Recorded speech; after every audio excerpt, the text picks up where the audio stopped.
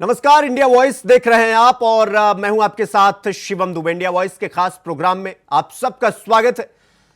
Bulletin की शुरुआत करेंगे एक बड़ी खबर के साथ। आपको बता दें कि आगरा में स्वामी प्रसाद मौर्य पर हमला हुआ है। जी हां, आरएसएसपी राष्ट्रीय शोषित समाज पार्टी के सर्वेसर्वा स्वामी प्रसाद मौर्य पर हमला हुआ है। आपको बता दें कि सभा के दौरान एक युवक ने उन पर जूता दे मारा। पार्टी प्रत्याशी के लिए जनसभा कर रहे थे स्वामी प्रसाद मौर्य, जिस दौरान उनके ऊपर जूतों से हमला हुआ। पुलिस की मौजूदगी में लोगों ने युवक को पकड़ा और पीटा। इसके बाद पुलिस ने युवक को हिरासत में ले लिया। डोकी थाना क्षेत्र में जनसभा के दौरान यह घटना हुई जो हम आपको बता रहे हैं। ये वीडियो देख सकते हैं आप, किस तरीके से युवक स्वामी प्रसाद मौर्य जो मंच पर विराजमान है, जनसभा को संबोधित कर रहे हैं, उसी दौरान युवक का सामने आता है और जूतों से स्वामी प्रसाद मौर्य के ऊपर हमला कर देता है।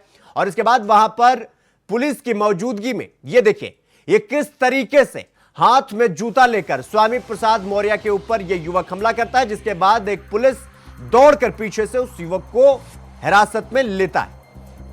तो आपको बता दें कि यह बड़ी खबर हम आपको बता रहे हैं। पार्टी प्रत्याशी के लिए जनसभा को संबोधित कर रहे थे स्वामी प्रसाद मौर्य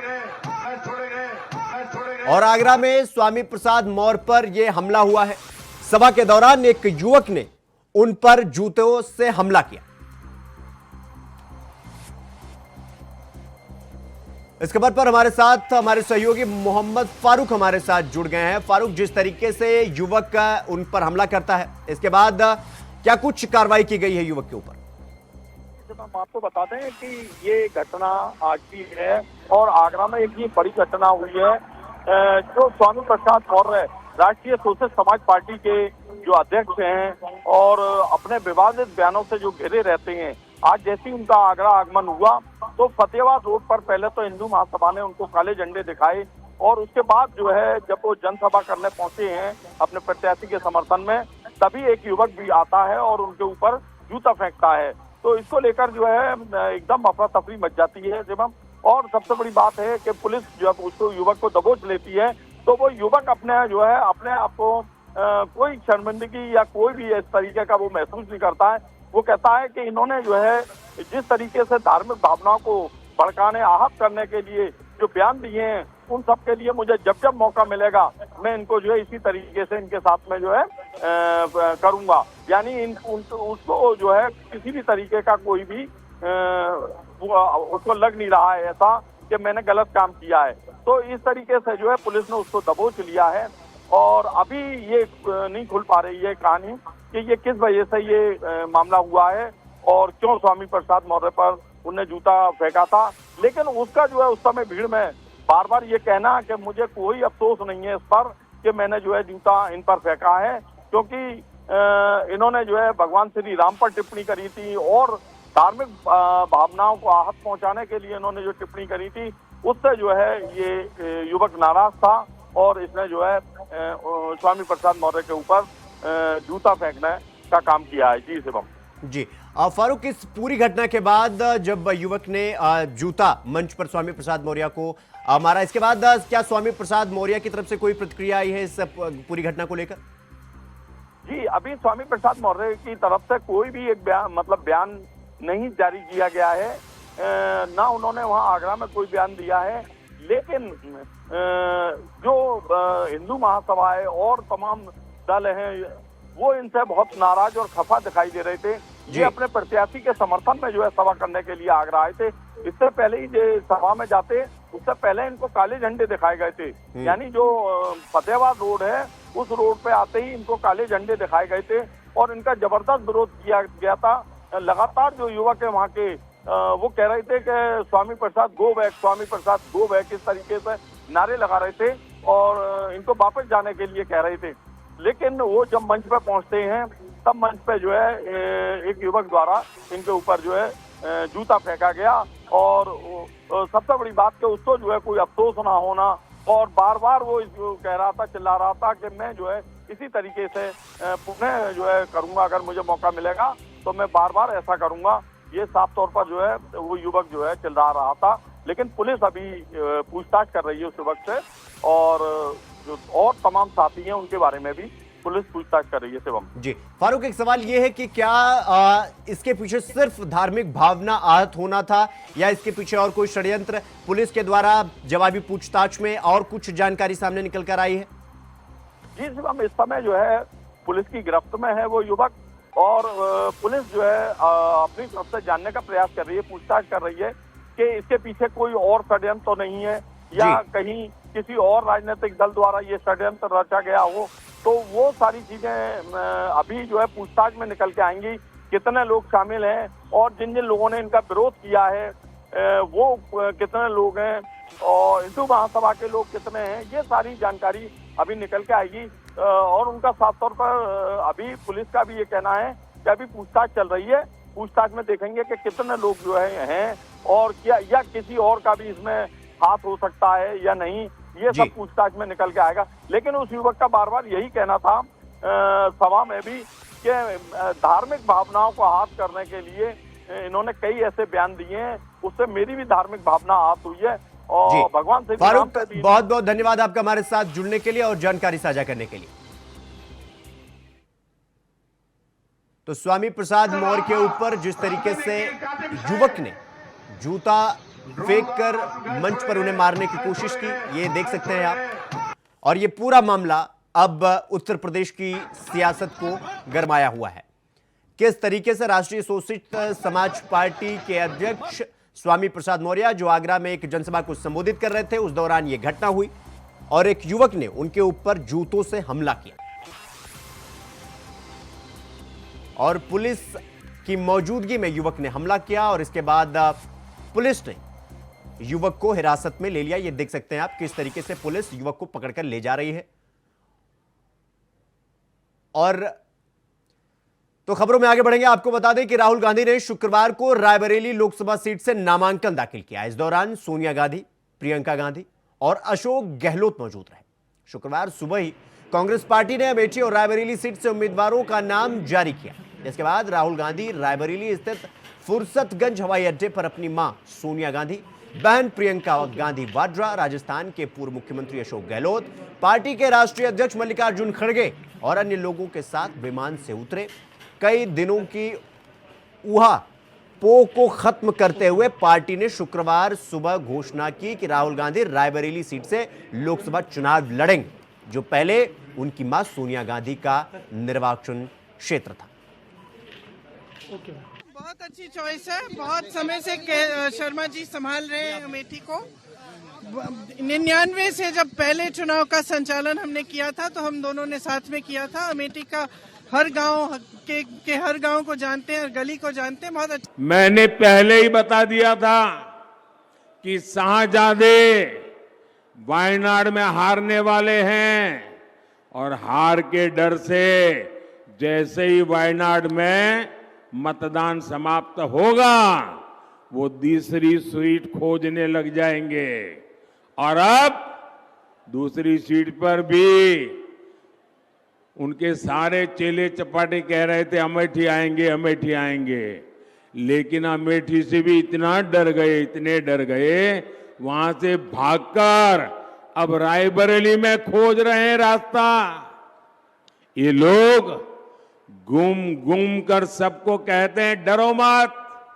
मैं भी आज उन्हें कहता हूं और बड़े जी भर के कहता हूं, अरे डरो मत, भागो मत। चुनाव आज चरम पर पहुंच चुका है। स्वाभाविक रूप से जो देश के दुश्मन हैं वे चुनाव के दौरान मोदी जी के पक्ष में जो माहौल है, इस माहौल को खराब करने का भरसक प्रयास करेंगे। कुछ चीजें हैं जो देखने लायक हैं और जिसको पूरे देश के लोगों को वास्तव में समझना चाहिए कि कैसे पाकिस्तान से राहुल गांधी को प्रोजेक्ट करने का प्रयास कर रहा है।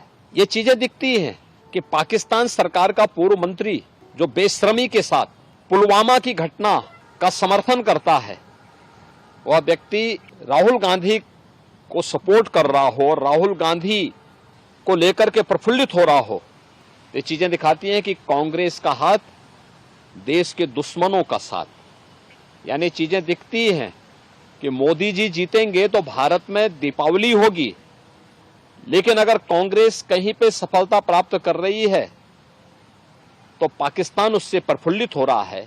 यही कारण है कि कांग्रेस पहले तो तय नहीं कर पा रही थी कि क्या करना चाहिए। पिछली बार अमेठी से हार करके राहुल गांधी केरल तक भागे थे, वायनाड से वहाँ से हार की आशंका मान करके पहले अमेठी का मन बनाते रहे। लेकिन स्मृति जी ने जो 5 साल काम किया है, 5 विधानसभा में 4 में जमानतें जब्त कराई पिछले चुनाव में, और जिस ढंग से मैं अभी वहाँ दौरा करके आया हूँ, नामांकन भरने में मैं स्वयं था।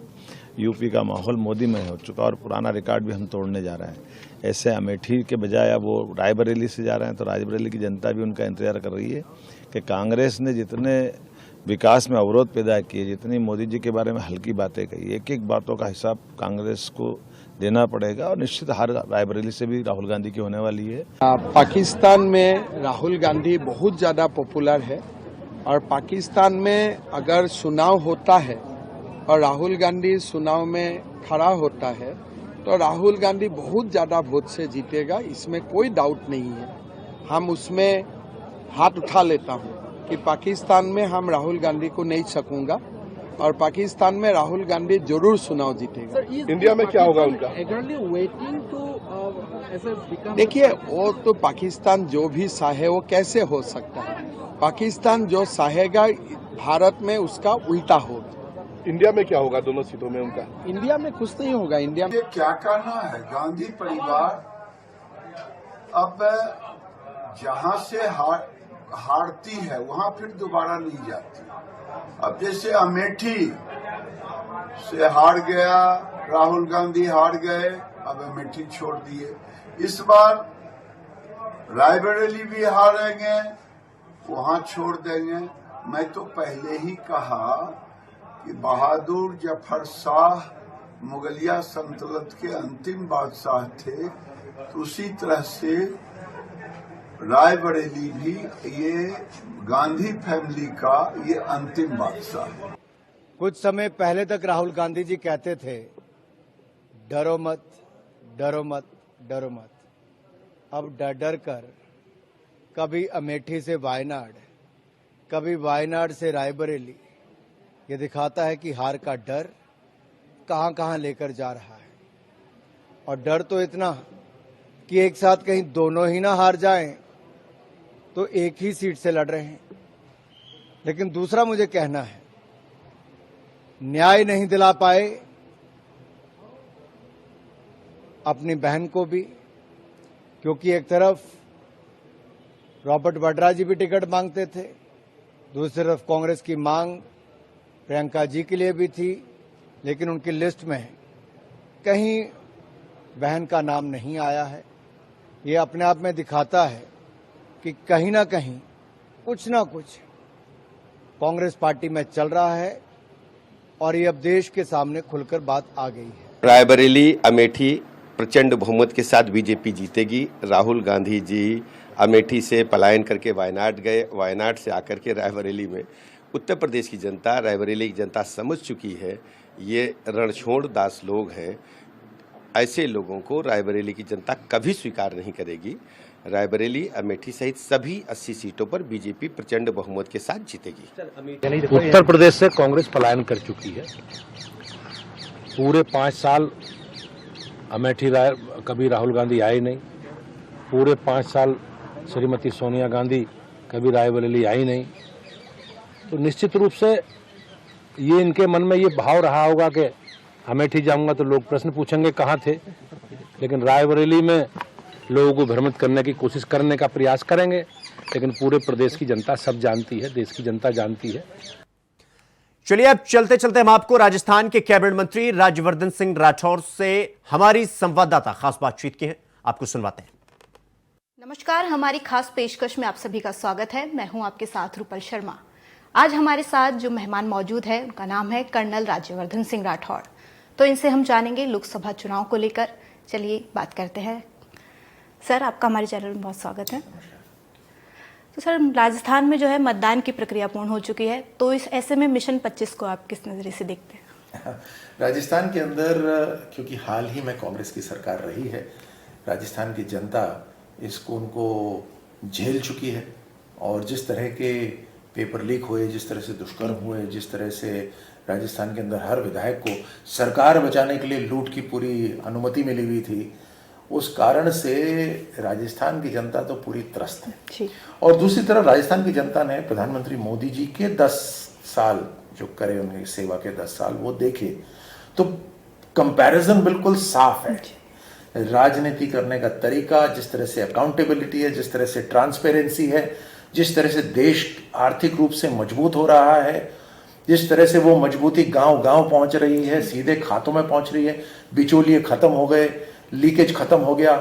आज गर्व भी होता है भारतीय होने के अंदर, दुनिया हमारा मान सम्मान कर रही है और आगे बढ़ने का भी अवसर मिल रहा है। इंफ्रास्ट्रक्चर के ऊपर इतना खर्च हो रहा है, चाहे IIM बन रहे हैं, IIT बन रहे हैं, एम्स 15 एम्स बन गए, 390 यूनिवर्सिटीज बन गए, 315 मेडिकल कॉलेजेस बन गए, कितने राष्ट्रीय राजमार्ग तैयार हो रहे हैं, इन सब से एम्प्लॉयमेंट जनरेट हो रहा है।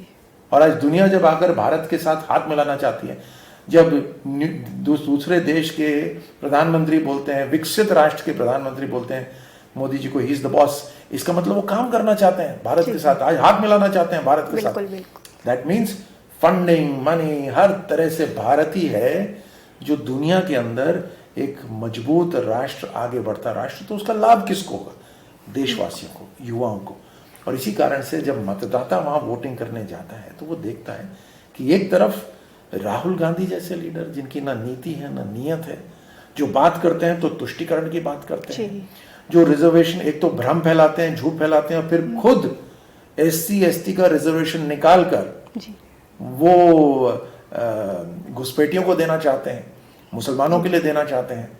तो वो अपनी एक वोट बैंक की राजनीति तैयार कर रहे हैं, लेकिन देश के लिए कुछ नहीं कर रहे।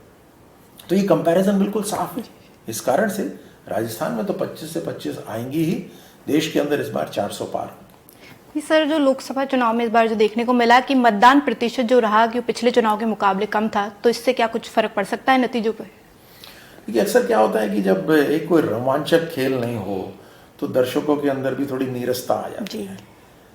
वो पहले राउंड में वही हुआ, क्योंकि कांग्रेस तो बिल्कुल पस्त थी ही, बिल्कुल वो खुद ही जान रहे थे कि वो हार रहे हैं। उसीलिए सबसे पहले बहाना ढूंढने के लिए EVM का बहाना लगा कि सुप्रीम कोर्ट भी गए, सुप्रीम कोर्ट ने उनको भगा दिया वहां से। दूसरा, कोई भी बड़ा लीडर कांग्रेस का चुनाव लड़ने को राजस्थान में तैयार नहीं हो रहा था।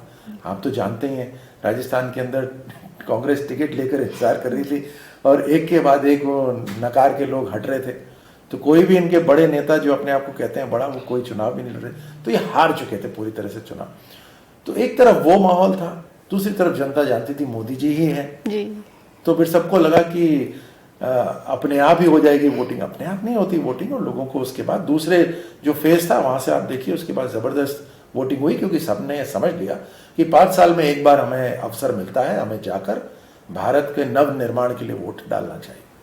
सर, इस बार जो राजस्थान की हॉट सीट रही, जैसे बाड़मेर की बात करें, तो यहाँ त्रिकोणीय मुकाबला देखने को मिला, तो इस पर पार्टी की क्या विचारधारा है? लोकतंत्र में सभी का स्वागत है। हम तो कहते हैं भारतीय जनता पार्टी की आइए, अगर आपको लगता है कि हमारे विचार से बेहतर या हमारी जो नीतियां उससे बेहतर आप काम कर सकते हो, तो आइए चुनाव लड़िए। लेकिन आप देख ही रहे हैं कि बहुत से लोग हैं जो कांग्रेस पार्टी के अंदर थे, वो कांग्रेस पार्टी को छोड़कर भारतीय जनता पार्टी में आ रहे हैं, क्योंकि ना वो भारत का भविष्य देख रहे हैं कांग्रेस के अंदर, ना वो खुद की इज्जत होते देख रहे हैं। तो कांग्रेस एक ऐसी पार्टी है जो केवल एक परिवार के लिए जीती है। आपने वो सुना हुआ ना, जब विधानसभा के अंदर इनके लोगों ने बोला कि हमें तो गर्व है गांधी परिवार की गुलामी करने के लिए। दूसरी तरफ अब जैसे होता है कि खुद सामने ना आकर दूसरों को सामने करवाना, तो भेदभाव फैलाना, भ्रम फैलाना, दूसरे कैंडिडेटों को खड़ा कर देना, वोट तोड़ने की कोशिश करना, वो सब भी होता है लोकतंत्र के अंदर। अब है तो है, लेकिन जनता समझदार है। जनता ये देखती है कि सरकार तो मोदी जी की बन ही रही है, उसके अंदर किसी एक व्यक्ति के स्वाभिमान के लिए करने की क्या जनता, 19 लाख लोग, या हर व्यक्ति देखेगा कि मेरा परिवार कैसे आगे बढ़ सकता है और मेरे साथ राष्ट्र कैसे आगे बढ़ सकता है, और वो मोदी जी के साथ ही संभव है। तो एक किसी व्यक्ति के लिए, कि किसी व्यक्ति के झूठे स्वाभिमान के लिए कहाँ ये सब, जनता नहीं वोट डालती है। सर बात करें अगर राजस्थान के युवाओं की, तो जो युवा है वो सबसे ज्यादा बेरोजगारी, पेपर लीक मामले को लेकर परेशान है। तो इस मामले में जो सरकार है वो आगे क्या कदम उठाना चाहिए? मोदी जी की सरकार भ्रष्टाचार पे जीरो टॉलरेंस है, आतंकवाद पे जीरो टॉलरेंस है, बिचौलिए, ये जो लीकेज करने वाले, इन सब के ऊपर जीरो टॉलरेंस। अब से हमारी सरकार बनते ही जो 3 बार पेपर हुआ राजस्थान के अंदर, एक भी पेपर लीक नहीं हुआ। जो 19 बार पेपर लीक हुआ था कांग्रेस की सरकार के अंदर, और उसमें इंक्वायरी के नाम पे कुछ नहीं हो रहा था, आई वॉश हो रहा था, आज पूरी तरह से इंक्वायरी उसके ऊपर हो रही है। मुख्यमंत्री जी भजनलाल जी ने एकदम एसआईटी गठित कर दी। आज सब इंस्पेक्टर की जो ट्रेनिंग हो रही थी वहां से कुछ लोगों को निकाला गया है, उनकी पूरी तहकीकात चल रही है। उनसे पूछताछ से जो इनमें बड़े लोग हैं जो जुड़े हुए हैं मगरमच्छ, उन सब तक जाएंगे, उन सबको पकड़ेंगे, इसको जड़ से खत्म करेंगे। आपके चैनल के माध्यम से मैं बता रहा हूं कि मोदी सरकार, मोदी जी से जुड़े हुए जो टीम है, वो किसी भी माफिया को मजबूत नहीं होने देंगे, नष्ट कर देंगे। हम जनता के साथ हैं, जो देशभक्त जनता है, जो कानून को मानने वाली जनता है, हम उनके साथ हैं, उनको मजबूत करेंगे। साधारण नागरिकों को, युवाओं को, महिलाओं को, किसानों को, गरीबों को, इनको मजबूत करेंगे। और जो ये समझता है कि उस सिस्टम उसकी जेब में है, उसको जेल में बंद करेंगे। हमारी इस खास पेशकश में ये थे हमारे साथ कर्नल राज्यवर्धन सिंह राठौड़। तब तक आप जुड़े रहिए हमारे साथ, देखते रहिए इंडिया वर्स।